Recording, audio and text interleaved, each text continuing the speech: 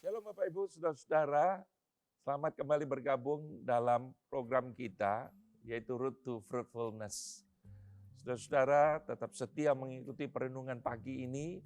Terima kasih saudara-saudara, dan kita akan kembali pada hari ini merenungkan dari Amsal pasal 3 ayat 27 sampai dengan yang ke-28. Kita akan bahas satu tema, yaitu jangan menahan tetapi tahan. Saudara-saudara, firman Tuhan dalam Amsal 3:27 berkata, janganlah menahan kebaikan dari orang-orang yang berhak menerimanya, padahal engkau mampu melakukannya. Saudara, saat kita mendengar kalimat tadi, jangan menahan tetapi tahan, saudara berkata ini kontradiksi dan saudara bingung. Apa maksudnya? Saudara-saudara, Amsal 27 berkata, janganlah menahan kebaikan daripada orang-orang yang berhak menerimanya. Padahal engkau dapat melakukannya atau mampu melakukannya. Ayat 28 memperjelas ini. Yaitu dikatakan, janganlah engkau berkata kepada sesamamu, pergilah dan kembalilah besok akan kuberi, padahal yang diminta itu ada padamu. Saudara-saudara, mengapa firman Tuhan mengajarkan demikian? Karena saudara-saudara bahwa kebaikan itu adalah karakteristik atau karakter Bapa kita. Yang di surga, yang semestinya sudah terpancar keluar dalam kehidupan anak-anak Tuhan. Di dalam Matius 5 ayat 45 berkata, karena dengan demikian kamu menjadi anak-anak Bapamu yang di surga, yang menerbitkan matahari bagi orang yang jahat dan yang tidak benar. Berarti saudara-saudara, ketika Tuhan menurunkan hujan, memberikan matahari, tidak hanya kepada anak-anaknya, tapi juga kepada orang yang tidak benar. Nah, itu sebabnya maka Paulus dalam Efesus pasal 5 ayat 8 sampai 9 berkata, sebab itu hiduplah sebagai anak-anak terang, karena terang hanya berbuahkan kebaikan, keadilan, dan kebenaran. Jadi dengan kata lain saudara-saudara, ketika kita bisa melakukan kebaikan, itu adalah sebuah pergumulan kita, proses dari buah roh yang ada dalam diri kita. Dan saudara, itu karena tanda kita, karakter Bapa kita di surga. Dan juga karena kita hidup di dalam terang. Namun saudara-saudara, anak Tuhan harus bijaksana. Maksudnya apa? Apakah setiap orang yang datang kepada kita meminta apa saja kepada kita, dan kalau kita punya, kita harus berikan kepadanya, saudara? Saya berkata tidak. Saya berkata yang benar saja, Pak. Iya.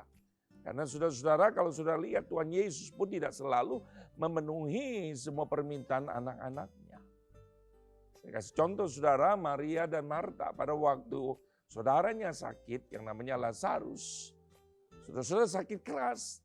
Dan mereka mengirim kabar dan meminta dengan sangat supaya Tuhan Yesus segera datang kepada mereka. Tapi saudara, dalam Yohanes 11 kalau kita perhatikan, Yesus sekali lagi menunda. Yesus tidak segera pergi ke sana, Yesus menahan untuk tidak pergi. Setelah 4 hari baru Tuhan Yesus ke sana. Saudara-saudara, pertanyaannya adalah gini. Kenapa Tuhan Yesus menahan kebaikan sih? Yang menurut Marta Maria mestinya, Tuhan kalau engkau datang, saudaraku nggak mati. Tapi sekali lagi saudara, Tuhan Yesus mau menyatakan kehendak Allah. Ada kehendak Allah yang jauh lebih besar, saudara-saudara. Jadi demikian, saudara-saudara, bagaimana semestinya anak Tuhan harus menyatakan kebaikan. Yang pertama, saudara, anak Tuhan harus selalu sadar bahwa kita itu adalah alat penyalur, kita bukan owner, kita pengelola, saudara. Sehingga ketika kita melakukan kebaikan bukan untuk dipuji, bukan untuk mendapatkan balasan, mencari hormat manusia, enggak. Itu sebabnya maka Amsal 27 saudara ayat 2 berkata begini. Biarlah orang lain memuji engkau dan bukan mulutmu. Orang yang tidak kau kenal dan bukan bibirmu sendiri. Saudara nggak perlu saudara, orang lain yang memuji dan itu adalah blessing. Tapi bukan itu yang kita cari. Saudara, kita harus pikirkan sekali lagi bahwa kita itu adalah penyalurnya. Yang kedua, saudara, ketika melakukan kebaikan, saudara, kita harus memikirkan secara jujur apakah kita lakukan untuk menyatakan kemuliaan Tuhan atau tidak. Saudara, jika ia percayalah bahwa apapun yang kita lakukan akan diperhitungkan Tuhan, Karena saudara, ia tidak pernah memiutangi siapapun. Itu yang firman Tuhan katakan. Jika apa yang kita lakukan membawa dia kembali, atau ketika kita menolong dia, membuat dia semakin dekat dengan Tuhan, percayalah bahwa kita sudah hidup di dalam terang.